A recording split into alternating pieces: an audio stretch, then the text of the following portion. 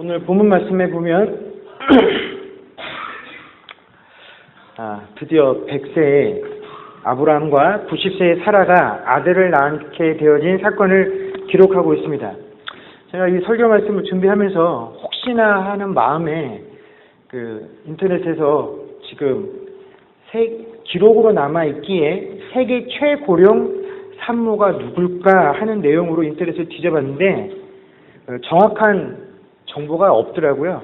대체적으로 몇 살 이런 사람 저런 사람 이야기가 나와 있는데 인터넷에 등록되어 있는 사람들 보니까 대체적으로 아이를 낳은 산모들 중에 최고령인 연세들이 한 65세에서 70세 사이 정도로만 기록이 되어 있더라고요.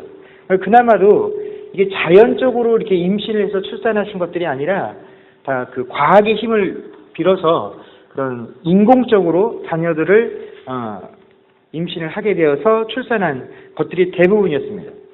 그래서 제가 이렇게 내용들을 뒤지다가 결론을 내린 것이 요즘같이 과학이 발전하고 또 개개인의 건강이 예전에 비해서 훨씬 좋아진 지금 이 시대에도 노년에 어머니들이 아이들을 임신해서 출산한다라는 그 일이 굉장히 특별한 일이다라는 사실을 또 한번 확인할 수가 있었습니다. 만약 지금 우리가 살고 있는 이 시대에 90세 나이 먹은 여인이 아들을 출산했다라고 한다면 아마 달나라로 여행을 가고 또 우주를 탐사하고 있는 이 첨단 과학 시대에도 아마 그 이야기는 굉장히 쇼킹한 뉴스거리가 될 것입니다. 그래서 인터넷이나 각종 언론 보도 매체에 아마 일면을 이 사건들이 기록을 할 정도로 이건 굉장히 놀라운 사건이죠.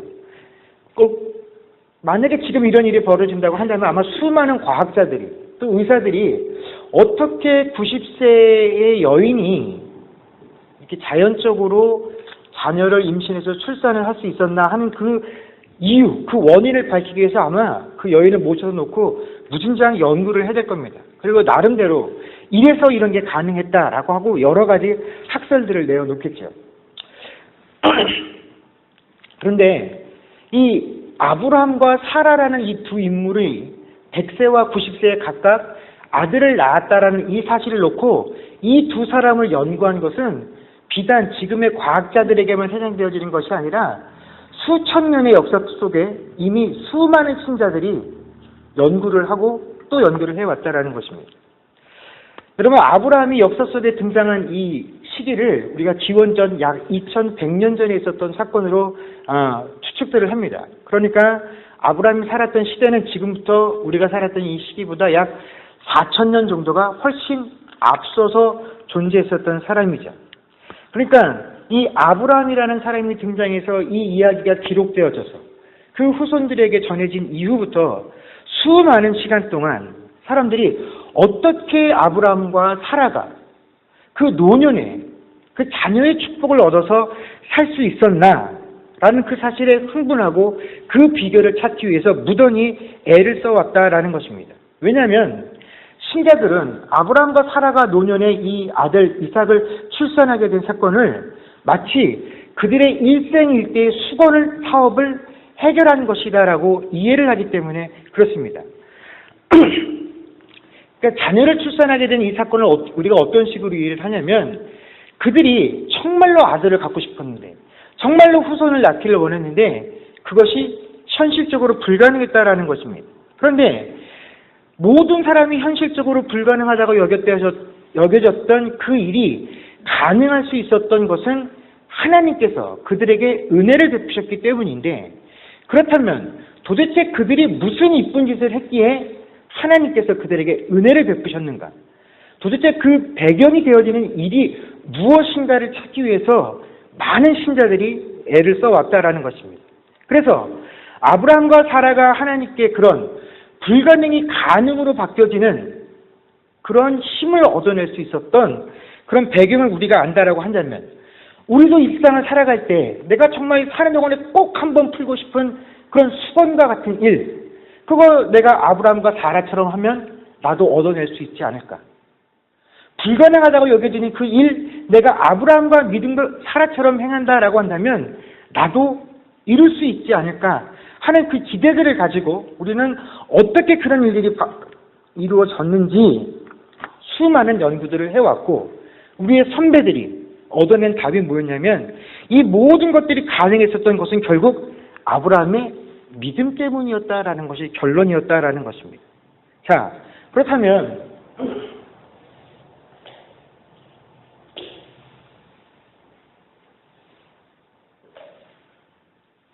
죄송합니다. 이 모든 것이 아브라함의 믿음 때문에 가능했다라는 이 결론, 이것이 과연 사실인가 하는 것을 한번 살펴보려고 합니다. 요즘 한국에서 대통령 선거가 아주 치열하죠. 얼마 남지 않아서 그 후보들이 여러 가지 공약들을 하고, 또한 상대방과의 그 토론 속에서 여러 가지 이야기들을 꺼냅니다. 우리가 듣다 보면 저게 진짜일까 싶은 내용들이 있죠. 그러다 보니까 그 후보자들이 쏟아낸 말들에 대해서 그들이 한 말이 진짜인지 아닌지를 각종 보도 매체들이 이게 진짜다 아니다를 확인을 해서 나중에 그걸 또 보도를 해주더라고요. 근데 그렇게 하는 과정을 소위 팩트 체크라라고 해서 알려주는 그런 과정이 요즘 있는 것 같습니다. 그래서 저도 오늘 우리가 너무나 쉽게 이 모든 것들이 가능했었던 것은 아브라함의 믿음 때문이야 라고 내리는 이 결론이 정말 사실인가 아닌가를 우리가 한번 제대로 판별을 해보는 그런 시간들을 갖기를 원합니다. 자, 우리가 먼저 아브라함의 믿음 때문에 했다라는 이 결론에 도달하기 앞서서 우리가 먼저 살펴봐야 할 사실이 하나 있습니다. 그건 뭐냐면 자식을 얻고자 하는 이 아브라함과 사라의 기대가 결코 그들 일생일대의 수건사업이 아니었다라는 사실입니다. 물론 아브라함과 사라가 자식이 없이 노년에 이르렀기 때문에 그 자식이 없다라는 것에 대해서 주변으로부터 많은 그 따가운 눈총들을 받았을 것입니다. 특히 아내였던 사라가 주변으로부터 많은 핍박을 받았을 것입니다. 그래서 아마 사라는 그 오랜 시간 동안 사라가 내 자식만 있으면 내가 이런 서러운 일을 안 당할 텐데 하는 그런 마음에 자식을 갖고 싶은 마음이 분명히 있었을 것입니다. 또 주변에서 자기 또래에 있는 사람들이 자식을 낳아서 단란한 가정을 꾸리는 모습들을 보면 분명히 그 모습 속에 부러운 마음도 있었을 것입니다. 그러나 아브라함과 사라가 하나님 앞에서 믿음과 신앙의 차원에서 하나님, 우리에게 자녀를 주십시오. 그 자녀를 주시면 제가 신앙생활을 더 열심히 하겠습니다. 혹은 하나님을 위해서 살겠습니다. 이런 식의 조건이 없었다라는 것입니다. 아브라함과 사라에게 자녀의 약속에 관한 것을 주신 것은 아브라함과 사라가 하나님에게 요구한 내용이 아니라 누가 누구에게 주신 내용입니까? 하나님이 아브라함과 사라에게 찾아오셔서 해주신 약속이다라는 것입니다. 그런 생각 꿈에도 갖고 있지 않았는데 어느 날 하나님께서 찾아오셔서 내가 너의 후손을 통해서 내 나라를 이룩할 것이고 너의 자녀를 밤하늘의 별과 같이 바닷가의 모래알과 같이 풍성하게 할 것이야 라는 그 약속을 하나님께서 일방적으로 주신 것이었다라는 것입니다.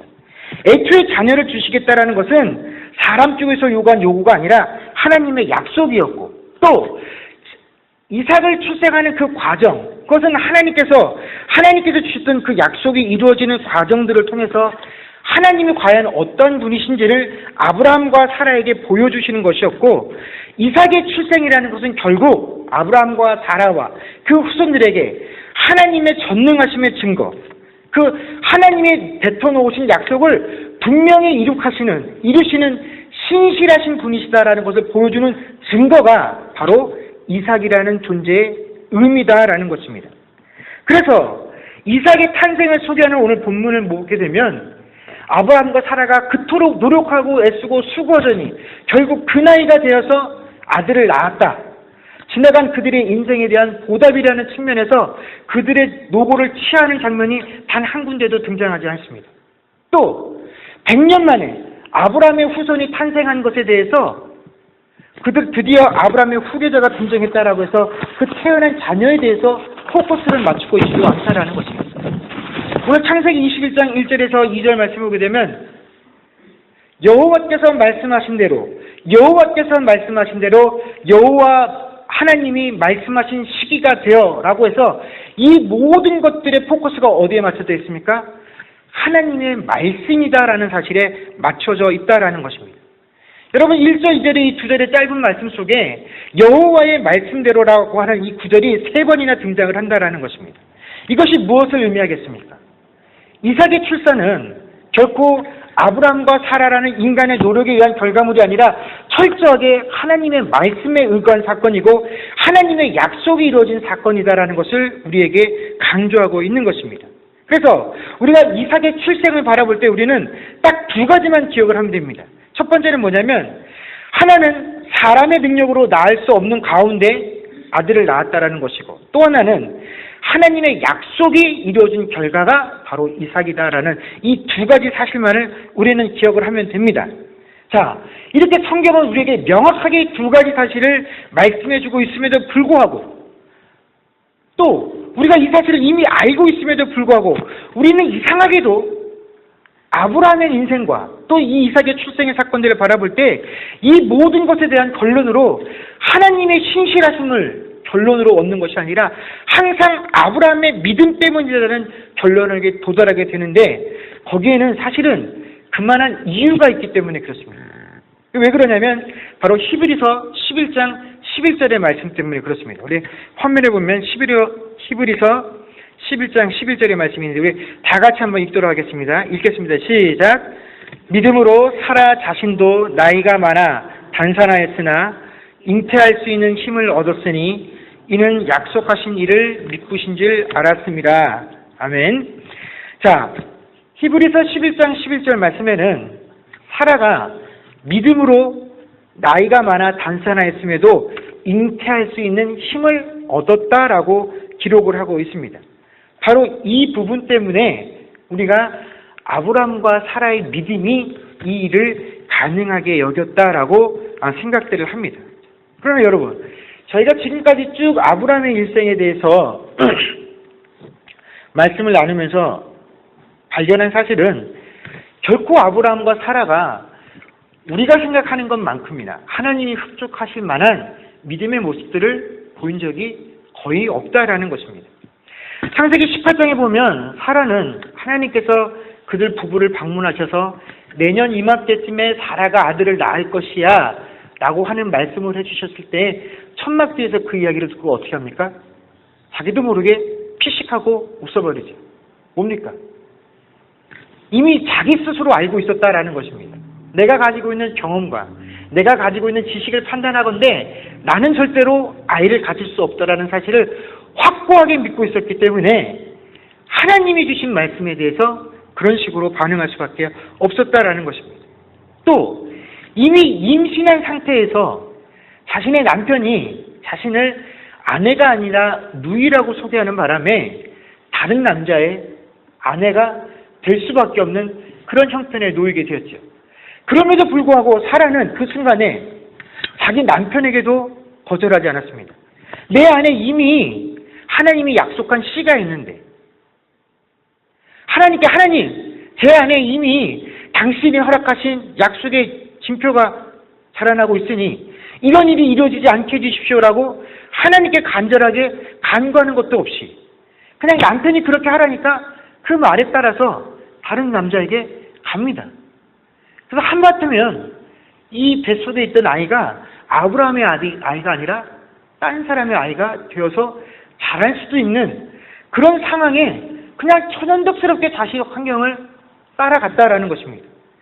여러분 이런 것들을 볼 때 아브라함이나 사라나 사실 그들이 하나님께서 세우신 계획을 이루어드린다라고 보기 어려운 믿음의 모습들을 가지고 있었다라는 것입니다. 그런데 히브리서 기자는 왜 그럼에도 불구하고 사라가 믿음으로 잉태할 수 있는 힘을 얻었다라고 우리에게 기록해서 전해줄까요? 여러분 성경이 틀린 말을 기록했을 리가 없으니 사라가 믿음으로 잉태했다라는 것은 분명한 사실입니다. 자, 그렇다면 분명히 믿음으로 아들을 얻은 것이 성경이 증거하는 것이니까 맞는 것인데 우리가 지금까지 배워온 아브라함과 사라의 모습을 보면 이것을 도저히 납득하기 힘드니 이것을 도대체 우리가 어떻게 받아들여야 되느냐? 여러분, 사라는 믿음으로 잉태한 것이 맞습니다. 그러나 그 아들을 얻는데 사라의 믿음은 아무런 기여를 한 것이 없다라고 우리가 생각을 하면 됩니다. 자, 믿음으로 잉태를 했는데 믿음이 잉태를 하게 하는데 아무런 기여를 하지 못했다. 이게 도대체 무슨 말장난이냐 이렇게 생각하실 수도 있지만 사실 이것은 엄연하게 구분이 되어야 하는 부분입니다. 자, 이걸 이렇게 생각하시면 됩니다. 여러분, 구원 받으셨습니까? 예, 저는 구원 받았습니다. 저는 무엇으로 구원을 받았겠습니까? 저는 믿음으로 구원을 받았습니다. 그런데 제가 믿음으로 구원을 받았다라는 이 말이 제 믿음이 저를 구원했다라는 의미겠습니까? 그 말은 아니죠. 제가 가지고 있는 이 믿음이 어떤 식으로라도 제가 하나님께 구원을 받는데 공헌을 하고 이바지를 했느냐? 그렇지 않다라는 것입니다. 우리가 이미 귀가 딱지기가 않도록 배운 것처럼 여러분, 구원이라는 것은 전적으로 하나님께서 우리에게 베풀어 주신 은혜와 사랑의 결과인 것이지 우리가 구원을 얻는데 우리의 어떠한 공로도 개입되어질 수 없고 거기에는 우리가 소위 믿음이다라고 부르는 그것조차도 간섭하고 개입되어질 수 없는 것이다라는 것입니다. 자, 그래서 구원으로 제가 믿음으로 구원을 받은 건 맞는 말이지만 결코 제 믿음이 저를 구원한 것은 아니다라는 것입니다. 이삭의 출생의 원리가 바로 이 구원의 원리와 똑같다라는 것입니다. 자, 이삭의 출생은 오직 하나님의 능력으로 된 것이지 결코 사람의 믿음의 능력으로 이루어진 것이 아니다라는 것입니다. 그런데 우리가 이 믿음이라는 이 표현 속에 이런 혼란, 이게 내가 한 거야? 하나님께서 하신 거야? 라고 하는 그런 기준들이 명확히 서지 않게 되는 이유는 우리가 믿음이라는 이 단어 속에 서로 다른 두 가지 내용을 함께 섞어서 사용하기 때문에 그렇다라는 것입니다. 그럼 이 믿음이라는 단어 속에 우리도 모르게 섞어서 쓰고 있는 내용이 뭐냐면 바로 하나는 신뢰로서의 믿음이고 또 하나는 신념으로서의 믿음을 우리가 그냥 믿음이라는 단어 하나로 뭉뚱그려서 사용을 하기 때문에 이 믿음이라는 것에 혼란을 겪고 살아간다라는 것입니다.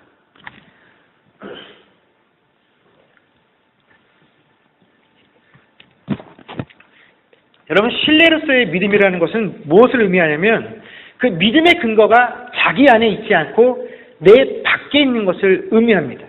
즉, 내 의지와는 아무런 상관없이 우리 기독교로 말하면 내 밖에서 하나님께서 계획하시고 하나님께서 섭리하시고 하나님의 능력이 내 의지와는 상관없이 내 안으로 밀고 들어와서 이루어지는 것, 그것이 바로 어떤 겁니까? 신뢰로서의 믿음입니다. 거기에 반해서 신념으로서의 믿음은 그 믿음의 근거가 자기 자신 안에 내 내적인 것에 존재하는 것이죠. 그래서 내가 무언가를 믿는다라고 할 때 그 믿음의 고백들의 근거가 내가 가지고 있는 지식들, 내가 가지고 있는 경험들, 나를 둘러싸고 있는 문화와 환경의 여건들, 이런 것들이 내가 믿는다라고 말하는 것에 고백이 그 토대가 되어질 때 그것은 신념으로서의 믿음이 된다라는 것입니다. 또 하나, 이 신뢰로서의 믿음의 특징은 뭐냐면 자기 스스로 내 인생을 밀고 나갈 만한 추진력을 가지고 있지 않다라는 것입니다. 그런데 신념으로서의 믿음은 자기 스스로 내 인생을 밀고 나갈 추진력을 가지고 있는 것이 이 신념으로서의 믿음의 모습이다라는 것입니다. 그러다 보니까 이 신념으로서의 믿음은 어떤 특징이 있냐면 하나님 중심적인 것이 아니라 자기 중심적인 경향이 강한 것이 바로 이 신념으로서의 믿음의 특징이다라는 것입니다. 자, 우리가 이렇게 일반적으로 신앙생활할 때 믿음이 있다, 믿음이 없다라고 말하는 이 믿음 안에는 이렇게 서로 다른 두 가지 요소가 공존을 하고 있습니다. 이 둘은 같은 글자를 사용하고 있지만 사실은 전혀 다른 내용이죠. 본질이 다르고 성질이 다르고 뿌리가 완전히 다른 것입니다. 그런데 이 완전히 다른 두 가지 성질이 믿음이라는 단어 하나에 뭉텅그려져서 또 그리스도인들이 신앙생활을 할 때 아주 교묘하게 섞여 있어서 어떤 것이 신뢰로서의 믿음인 것인지 어떤 것이 내 신념으로서의 믿음인 것인지 우리가 스스로 구분을 잘 못하게 만든다라는 것입니다. 그래서 내가 믿음으로 구원함을 받았음에도 불구하고 내가 내 믿음이 나를 구원했나 하는 이런 혼동들이 또 내가 내 신념에 따라서 지금 신앙생활하고 이 일들을 밀어붙이고 있음에도 불구하고 이것이 마치 하나님의 뜻이냐 착각을 하고 자기 신념을 밀어붙이는 그런 신앙생활들을 하게 된다라는 것입니다.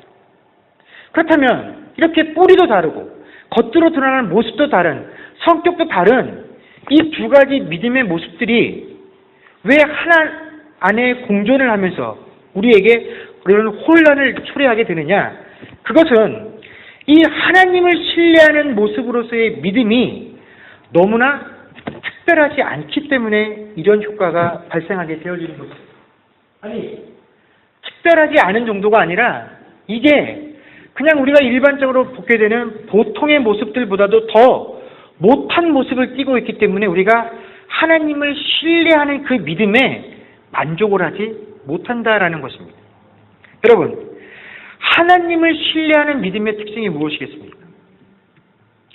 이건 그냥 말 그대로 하나님을 신뢰하는 겁니다. 그래서 하나님께서 어떻게 하실 것인지 하나님의 일하심을 내가 어떻게 하는 겁니까? 손 놓고 그냥 지켜보고 있는 것. 이것이 하나님을 신뢰하는 믿음으로서 믿음의 모습이다라는 것입니다. 자, 그래서 1절 말씀을 보게 되면 하나님이 말씀하신 대로 행하셨고 2절에 보면 하나님이 말씀하신 시기가 되어 노년에 아브라함이 아들을 낳고 자, 시기와 방법 하나님께서 사람들에게 일방적으로 통보해 주십니다. 내가 할 거야. 근데 그 시기도 말씀해 주지 않으십니다. 그냥 하나님이 정하신 때에 하나님이 이루고 싶을 때 그냥 그것들을 이루어 나가십니다. 오히려 그 이야기들을 듣고 내가 너를 통해서 이런 일들을 이룰 것이야 라고 조그마한 것을 말씀해 주셨을 때 그 조그마한 하나님의 계획을 내가 좀 더 앞당겨 보겠노라고 아브라함과 사라가 그들의 지혜를 모았던 결과는 하나님의 계획을 위태롭게 할 뿐이었다라는 것입니다. 그래서 하나님께서 우리에게 요구하시는 하나님을 신뢰하는 형태로서의 그 믿음은 내가 다 할 테니까 너는 내가 하라고 한 것까지만 하면 돼. 언제 할 거냐고? 어떻게 이룰 거냐고? 말해달라고? 말 안 해줄 거야. 모든 건 내가 하고 싶을 때. 때가 되면 네가 보채지 않아도 다 네 손에 있을 것이야. 라고 하는 것이 신뢰를 향한 믿음의 모습이다라는 것입니다. 여러분, 사실 하나님을 위해서 아브라함과 사라가 할 수 있는 일은 애초부터 아무것도 있지 않았습니다. 왜냐하면 신체적으로, 물리적으로 자녀를 갖는 것이 불가능했기 때문에 그렇다라는 것입니다. 그래서 성경은 끊임없이 우리에게 하나님의 말씀을 이루기 위해서 아브라함이나 사라는 하나님이 이루시는 그 계획의 조건에 합당하지 않다라는 것을 끊임없이 우리에게 들려주고 있었다라는 것입니다. 바로 이것이 우리에게 말씀해주고 있는 성경적인 믿음의 모습이다라는 것입니다. 하나님을 신뢰하고 하나님께서 이루실 것을 그냥 넋놓고 쳐다보는 것. 이것이 바로 하나님을 신뢰하는 믿음이요, 성경적인 믿음이요, 이것이 하나님께서 우리에게 요구하시는 믿음의 본질이다라는 것입니다. 그래서 이 믿음의 최대 특징이 뭐냐면 바로 무력함입니다. 근데 사람들은 이 무력함을 싫어하죠. 내가 아무것도 할 수 없는 존재라는 사실을 받아들이는 것이 굉장히 힘듭니다. 우리는 부지런히 움직이는 사람을 칭찬합니다. 아침형 인간이라고 해서 새벽부터 일어나서 기도하고 늦은 저녁까지 하나님을 위해서 봉사하는 사람, 이렇게 살아야지만 스스로도 만족할 수 있고 우리도 그 사람이 믿음답다라고 인정을 해줄 수 있다라는 것입니다. 내 존재감이 드러나지 못하는 신앙생활을 우리는 받아들이기가 어렵습니다. 나의 필요성을 느끼지 못하는 그 믿음 생활을 내가 쉽게 받아들이지 못합니다. 그런데 반대로 신념으로서의 믿음은 하나님께서 우리에게 요구하시는 것과 전혀 다른 반대의 모습들을 우리에게 가르쳐주고 있다는 것입니다. 우리가 하나님을 위해서 뭔가 큰 일을 해내야 된다라고 가르친다는 것입니다. 긍정적인 힘을 가지고 그것을 믿고 도전하라고 이야기를 합니다.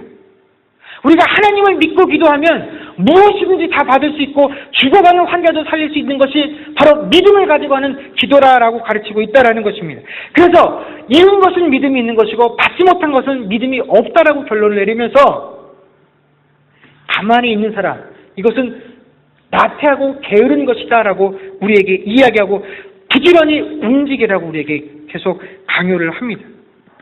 그래서 일하지 않고 하나님의 일하심을 바라보고 있는 자들은 무기력한 자, 나태한 자로 만들어버리는 것이 바로 이 신념으로서의 믿음의 모습이다라는 것입니다. 근데 여러분, 나만큼은 이 신념으로서의 믿음과 아무런 관련이 없다라고 누구도 자신할 수 없는 것이 우리 인간이 가지고 있는 나약함이다라는 것입니다. 왜냐하면 사람이라면 누구에게나 내가 어떤 힘을 가지고 이 힘을 잘 활용할 수 있을 것이다라는 자기 확신이 있기 때문에 그렇다라는 것입니다. 그 힘을 가지고 뭔가를 이루고자 하는 그런 욕망들이 우리 모두에게 존재한다라는 것입니다. 그래서 누구라도 다 처음에는 하나님을 신뢰하는 믿음으로 시작을 했으나 결국에는 그 끝이 하나님을 신뢰하는 믿음이 아닌 자기 신념의 믿음의 모습으로 끝을 맺게 되기가 쉽다라는 것입니다. 여러분, 신념으로서의 믿음을 추구하는 신자들의 모습들을 보게 되면 그들은 언제나 믿음을 중시하고 매 순간순간에 그들의 언어에서는 믿음이라는 단어가 끊어지지를 않습니다. 믿음이라는 말을 그야말로 입에 달고 살아갑니다.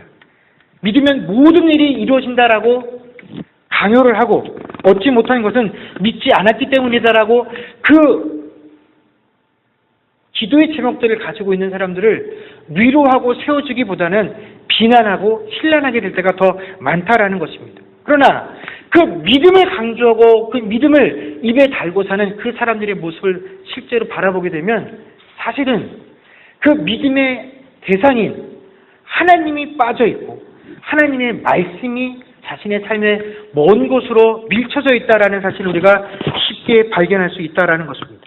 바로 우리가 오늘 이 21장 1절에서 7절까지의 말씀을 보면서 이 말씀에 대한 결론으로 아브라함의 믿음이 결국 이 모든 것들을 이루어냈다라고 하는 그 결론에 도달하는 우리의 모습이 또 그 결론에 동의하는 우리의 이 신앙이 바로 신념으로서의 믿음을 살고 있는 우리의 모습이다라는 것입니다. 여러분, 성경은 끊임없이 우리에게 아니다라고 이야기하지 않습니까? 아브라함과 사라가 이 일을 이루기 위해서 한 일이 아무것도 없다라고 우리에게 가르쳐주고 있습니다.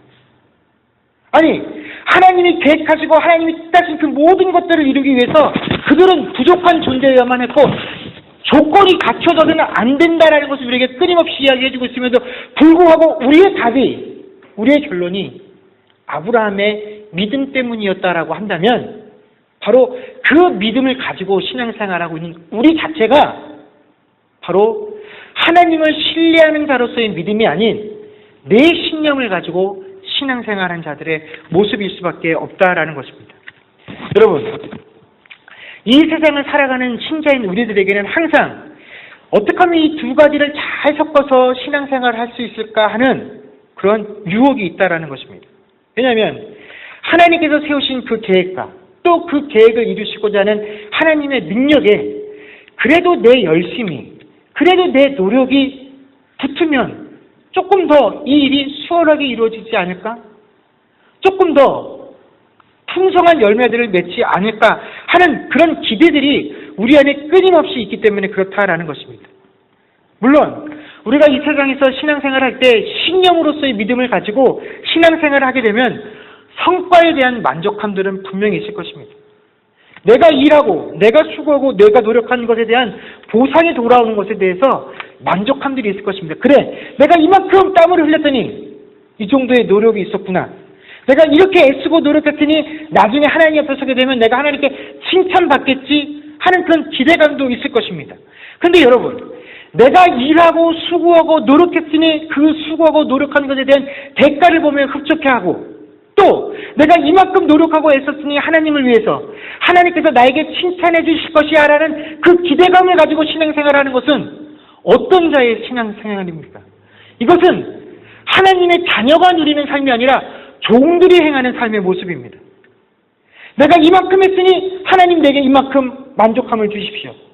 내가 하나님을 위해서 이렇게 애썼으니 하나님 내게 칭찬해 주십시오. 이것은 자녀의 삶의 모습이 아니다라는 것입니다. 이것은 주인을 대하는 종의 모습이다라는 것입니다. 여러분, 자녀는 어떻습니까? 자녀는 지금 내 처지나 내 형편, 내가 아버지께 어떻게 했는지 그것에 대해서 고민하지 않습니다. 그래서 아버지 앞에 나아가는 것이 두려움이 없는 자들입니다. 그래서 나가서 내 모습을 생각하지 않고 당당하게 아버지 나를 위해서 이것을 해 주십시오 라고 요구할 수 있다는 것입니다.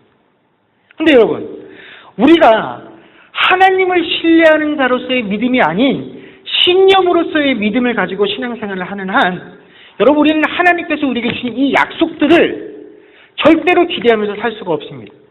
왜냐하면 내가 하나님을 위해서 애쓰고 노력한 것에 내 스스로 만족할 수 있을 때는 이 약속들이 다 내게 허락되어질 것 같지만, 여러분, 누구보다도 내가 내 자신을 잘 알고 있지 않습니까? 나는 내 삶의 모습으로 결코 하나님을 만족하게 할 수 없는 존재입니다. 그런 사실을 우리가 깨달으면 깨달을수록 하나님께서 우리에게 약속으로 주신 이 말씀은 결코 우리를 기쁘게 할 수 없습니다. 결코 이 말씀은 우리에게 위로가 될 수가 없습니다. 이 말씀은 가장 우리를 두렵게 하는 존재입니다. 그러나 우리가 신념으로서의 믿음이 아닌 내가 어떠한 모습으로 살아가고 있는지에 상관없이 내가 아직 죄인 되었을 때 나를 위하여 십자가에 그 독생자를 내어주신 하나님의 약속을 신뢰하고 그분의 사랑을 신뢰하는 그 믿음을 가지고 살고 있으면 이 말씀이, 이 약속이 다 나에게 무엇으로 다가옵니까? 기쁨이고 소망이고 기대다라는 것입니다. 왜냐하면 내 조건과는 상관없이 이 모든 것을 누가 이루어가실 것이기 때문에 그렇습니까? 하나님께서 이루어갈 것이기 때문에 그렇다라는 것입니다. 여러분, 이것이 바로 자녀된 자들의 특권입니다. 이것이 하나님을 아바 아버지라 부르며 그에게 기도하는 자들이 누릴 수 있는 복이다라는 것입니다. 하나님의 자녀된 자들이 누릴 수 있는 이 축복은요, 내 신념으로 신앙생활하고 있는 한, 내 신념의 믿음의 근거를 두고 믿음 생활을 하는 한 결코 누릴 수 없는 것입니다. 오직 하나님을 신뢰하는 그 믿음을 가지고 있을 때에라야 그런 자들만이 누릴 수 있는 특권이 자녀된 자들의 특권이다라는 것입니다. 여러분, 그 자녀된 자들만이 누릴 수 있는 그 특권, 여러분, 그 은혜와 축복에 나의 신념이 아닌 오직 하나님을 신뢰하는 그 믿음 가지고 참여해서 그 은혜와 축복들을 다 받아 누릴 수 있는 저와 여러분들이 되어질 수 있기를 주의 이름으로 간절히 축원합니다. 기도하겠습니다.